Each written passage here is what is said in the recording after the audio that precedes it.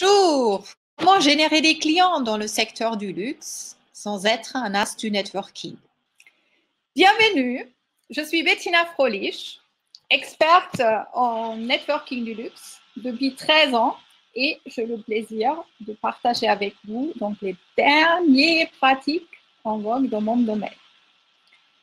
Alors, cette conférence, comme vous pourrez le voir, c'est en direct. Donc, je vais me concentrer sur le contenu et je vais vous répondre à vos questions à la fin de la présentation, si vous le permettez. C'est plus simple. Donc, vos questions, vous avez la possibilité donc, de les poser dans le chat. Vous êtes au bon endroit. Si vous pensez que le networking peut répondre ou si vous êtes employé dans une maison de luxe et vous souhaitez développer votre réseau avec une clientèle. Aussi, si vous êtes entrepreneur du luxe, artisan d'art, avec une offre haut de gamme ou sur mesure, par exemple, je dirais architecte paysagiste pour embellir le parc du château. Vous êtes prestataire de services, comme par exemple un bureau de merchandising pour les métiers d'art et le luxe. Dans ce cas-là, vous êtes aussi au bon endroit. Tout d'abord, je revisite avec vous un peu l'histoire pour mieux comprendre le networking du luxe à nos jours. Ensuite, je partage les 5 approches que j'ai testées durant une dizaine d'années. Et enfin, je déroule les 5 incontournables que vous pouvez mettre en pratique après la conférence. Ils sont à planifier en début d'année ou en milieu d'année, par exemple en été, pour rectifier la stratégie relationnelle ou au moment de la création d'un nouveau produit ou service. Également dans le cas d'un changement dans votre vie professionnelle. Question. Êtes-vous confortablement installé sans des notifications ou des appels téléphoniques que vous avez sur votre portable? C'est bon pour vous? Alors, je suis ravie. Alors, selon une étude ADECO, 89% des managers d'entreprises dont le chiffre d'affaires dépasse 100 millions d'euros affirment que la solidité de leurs relations personnelles et professionnelles a un impact très important sur leur capacité à générer des résultats. C'est pas mal.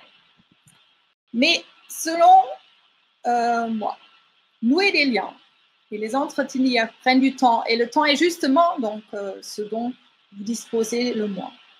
Alors, comment faire? La solution. Se créer un solide réseau relationnel qui peut offrir d'innombrables portes et mettre sur la voie les plus belles opportunités. Mais il y a mieux que créer, c'est de co-créer. Alors, ensemble, avec d'autres, vous pouvez partager les difficultés et mutualiser les pratiques et les ressources. Je suis à leur côté pour leur apporter de la méthode, mon expérience et savoir-faire.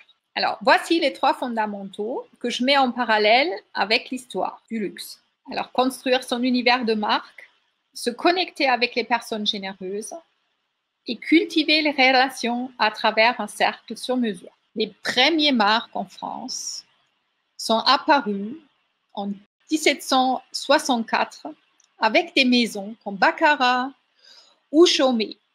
Et à partir de 1837, Hermès et ensuite Cartier, Louis Vuitton, pour ne nommer quelques-unes.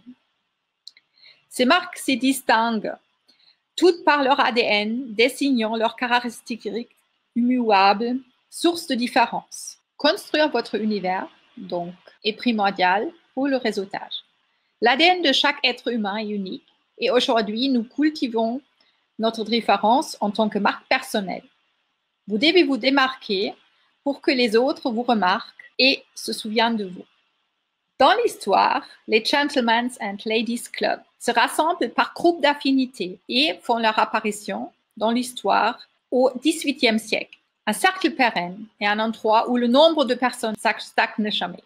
selon la formule des relations et les connexions qui en découlent, nous avons calculé le minimum de personnes dans un premier cercle, permettant d'avoir 105 connexions. La formule de super connexion venant des États-Unis propose de soigner le top 5 plus 50 personnes clés jusqu'au 100, la base vitale à garder dans le temps.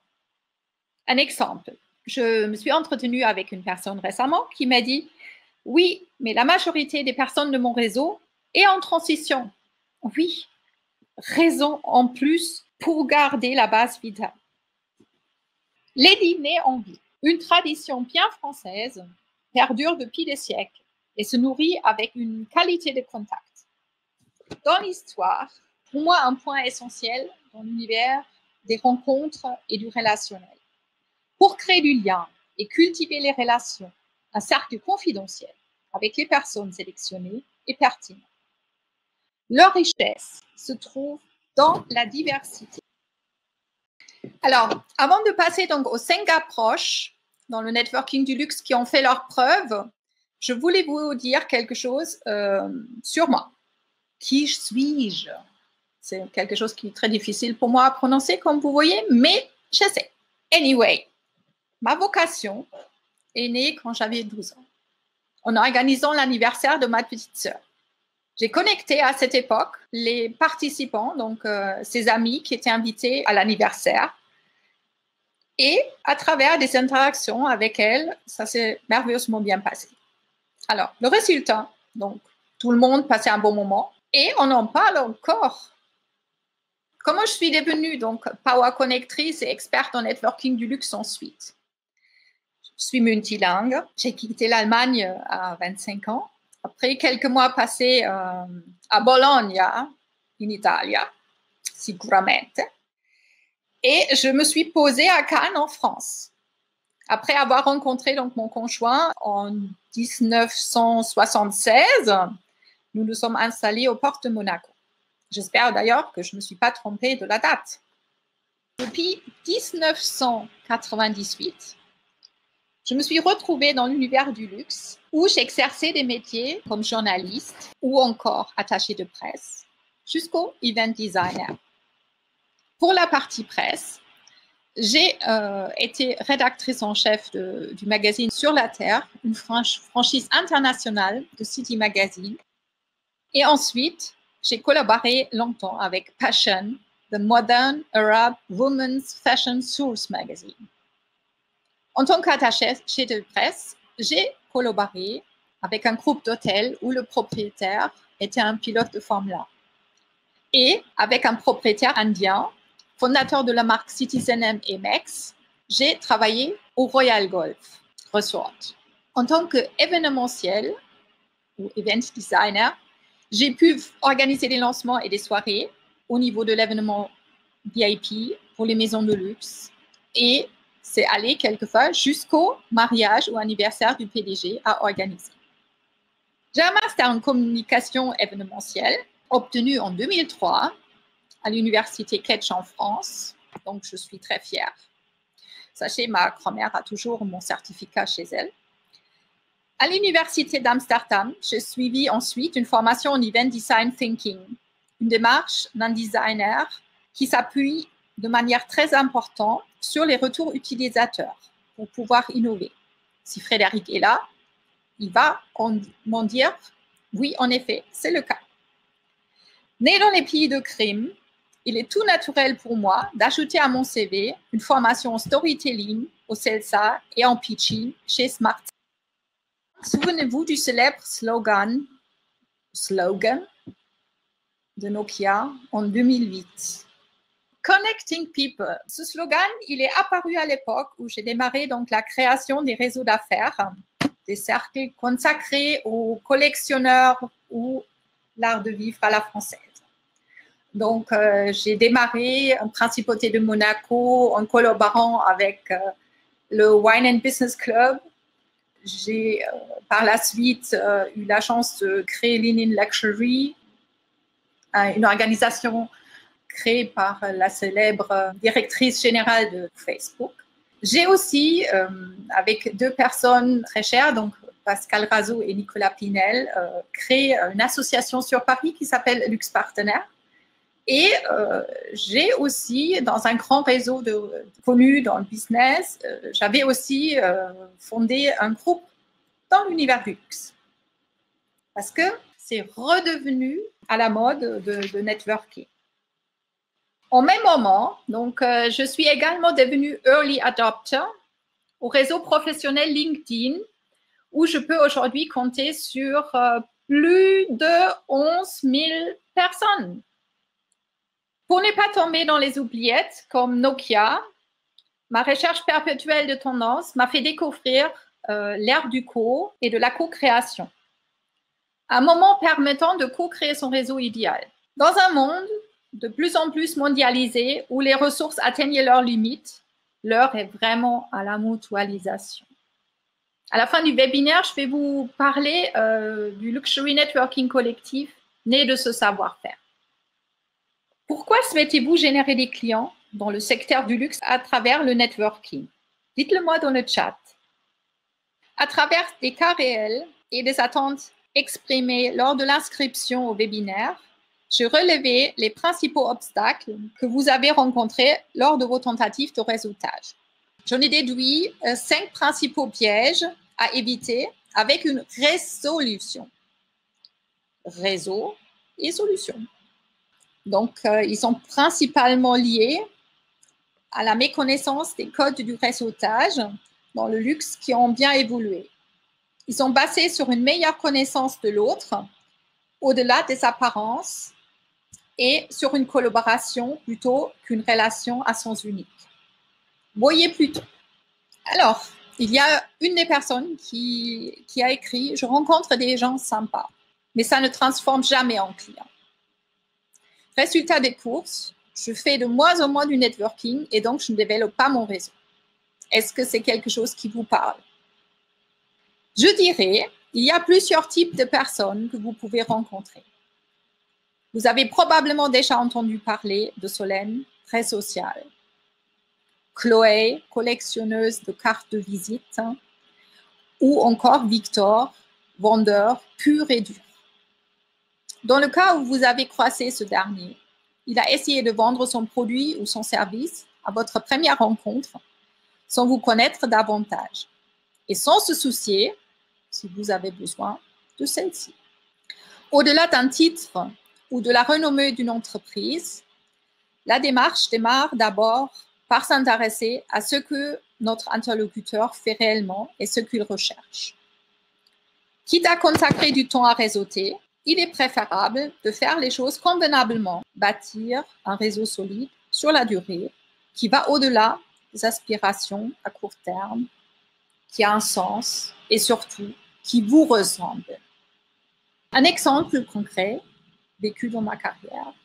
Nous sommes une poignée d'indépendants opérant dans la même gamme, l'hôtellerie, les palaces, qui se connaissent et peuvent se recommander mutuellement. Si mon ami Vittorio est là, il peut en dire pas mal. J'ai l'impression de perdre mon temps. Ça vous parle? Quelqu'un a dit aussi, j'ai pas de chance, je tombe toujours sur les fournisseurs en s'inscrivant au webinaire. J'y rencontre des personnes prestataires de services comme moi, où l'image que j'ai en tête d'un événement networking, c'est que les participants ont tous quelque chose à vendre, proposer, mais il n'y a pas de potentiel acquéreur. Le dialogue est faussé, on ne discute pas avec le donneur d'ordre, mais des personnes cherchant à les toucher. Si ce genre de citation vous est arrivé, je peux vous proposer le suivi. Savoir pourquoi vous cherchez à vous connecter précisément avec une personne. Ciblez avec précision ce que vous visez. Demandez avis ou aide aux personnes qui gravitent autour. Justement, les fournisseurs ou les prestataires de services. Demandez à notre interlocuteur en quoi vous puissiez l'aider et comment nous pouvons collaborer ensemble. Et totalement opposé au fait de se contenter et se mettre en avant. Il n'est plus question d'une relation à sens unique, mais plutôt d'une façon de collaborer et surtout la volonté de pouvoir travailler ou créer quelque chose ensemble. instaurer une relation de confiance où les gens vous connaissent et sont en mesure de témoigner à minima de quelques de vos qualités professionnelles. Laissez-vous vendre par les autres et faites-vous acheter par l'acquéreur ou le donneur d'ordre. Les ultra high network individuals ou personnes aisées ont des personnes qui sont en charge de trouver les prestataires de services, des fournisseurs. Alors, un des exemples que j'ai vécu, j'ai eu un rendez-vous au même moment sur un yacht, mon fournisseur pour un charter dans le cadre d'un mariage et moi pour le développement d'une offre de voyage du propriétaire du yacht. Les personnes, en effet, préfèrent choisir les prestataires qui se connaissent et travaillent déjà ensemble. Un autre élément que les personnes ont nommé, j'y rencontre des personnes trop souvent disant être du luxe, car c'est leur portefeuille client. Mais en fait, ces personnes n'y travaillent pas. Je viens de cet univers et on connaît les codes. Ma réponse, le temps où on collectait des cartes de visite pour les ajouter à la liste, pour les ressortir, pour envoyer des vœux, est révolu. Dans l'univers du luxe, les pratiques, postures, attitudes, gestes et la communication sont adaptés à la clientèle. Les codes du luxe évoluent. L'émergence de la quête de consommation et la recherche d'expérience qui entoure le produit et le service nécessite d'être à jour. Depuis quelques années, le marché de la montre de luxe d'occasion est en pleine effervescence. Un assureur amateur de montres suggère, par exemple, d'acheter des valeurs sûres pour placer l'argent et faire une opération rentable. En général, par la suite, on lui prend les assurances en sus. Et d'autres éléments, j'ai l'impression de perdre mon temps, ou plutôt, le problème, c'est de trouver des bons prospects et contacts. C'était aussi des choses que vous avez nommées en grand nombre. Trouver des bons prospects et contacts. Tout le monde n'est pas votre client, justement. Connaissez-vous bien le vôtre, ses passions, ses convictions, où il se trouve le dimanche matin? Le saviez-vous? Et, last but not least, la participation au club. Quand les gens participent à un club, les gens me disent souvent, ou à un événement, ça peut être aussi un événement d'un club, les gens restent en trou. Certaines tournent les talons avec un air dédaigneux, même ennuyeux, aucune envie de rencontrer l'autre. Certains clubs de renom ont leurs propres règles à prendre en considération. La majorité du temps, il est important d'abord de partager avant d'être pris en considération par les membres. Leur premier ressentiment, c'est un sentiment d'intrusion. Et ça va changer par rapport à votre engagement. Votre passion et votre enthousiasme se ressentent. Être accompagné d'un initié ou d'un client ambassadeur de votre marque qui vous introduit auprès des autres me semble primordial. Alors, existe-t-il un club dans ce domaine où vous avez une passion en particulier et y participez-vous déjà? Dites-moi sur le chat. Quelle approche souhaitez-vous intégrer chez vous dans les 5 que je vous ai nommés? Laquelle vous intéresse le plus, qui correspond le plus à votre personnalité? Passons à les 5 incontournables à faire en début d'année.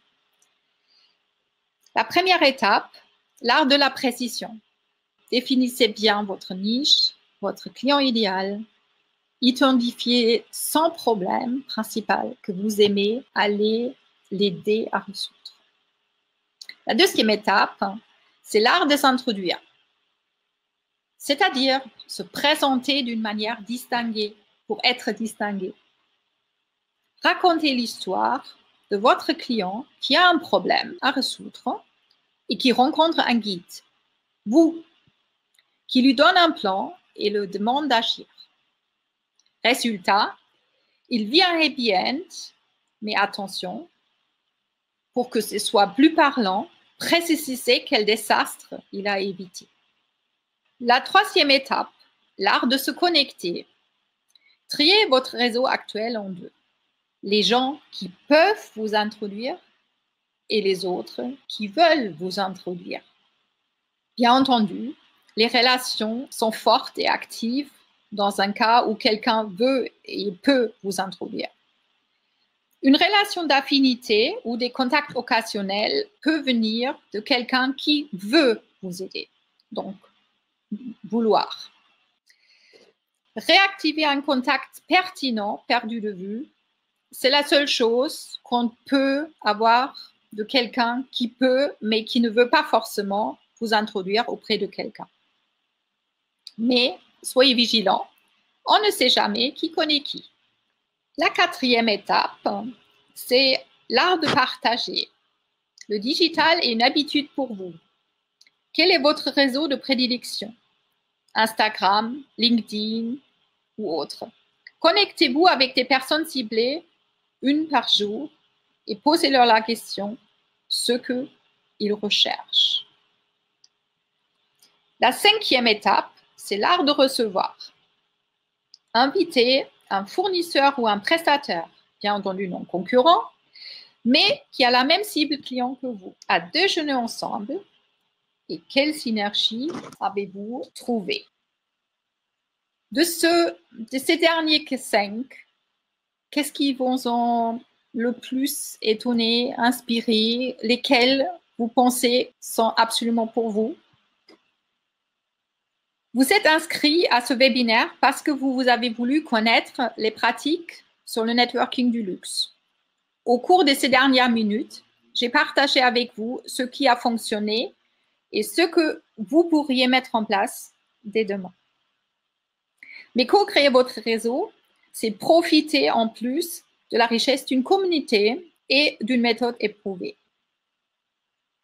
Comme vous le savez, ma mission est de co-créer des réseaux dans le luxe. C'est pour cette raison que j'ai créé une nouvelle formule qui s'adapte même aux périodes de grève. Grève oblige. Ce programme a pour objectif de créer le premier cercle de votre réseau et de co-organiser entre les participants une rencontre avec des clients potentiels.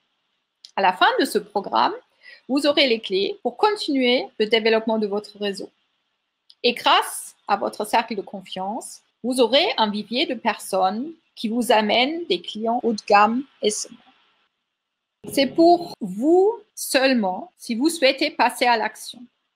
Ce n'est pas pour vous si vous n'aimez pas collaborer avec d'autres personnes. Pendant 4 mois, donc du 29 février au 30 juin 2020, nous créons le premier cercle de votre réseau idéal dans le luxe et organisons ensemble une rencontre avec les clients potentiels. En quoi cette offre est-elle unique? Un networking qui fonctionne même en période de grève, en ligne et avec les rencontres réelles, même si quelquefois des petits soucis techniques peuvent y arriver. Mais on s'y améliore. La plateforme e-learning est là pour mieux performer dans le networking du luxe, à utiliser dans votre rythme, donc sans déplacement et sans perte de temps complémentaire. Une plateforme communautaire pour approfondir des relations avec les autres participants me semble important, mais elle reste privée. Et 2 journées de rencontres sur Paris et la Côte d'Azur pour encore approfondir davantage des relations. Je vous propose également un suivi individuel par mois. Pourquoi? Tout simplement pour réaliser un réseau sur mesure.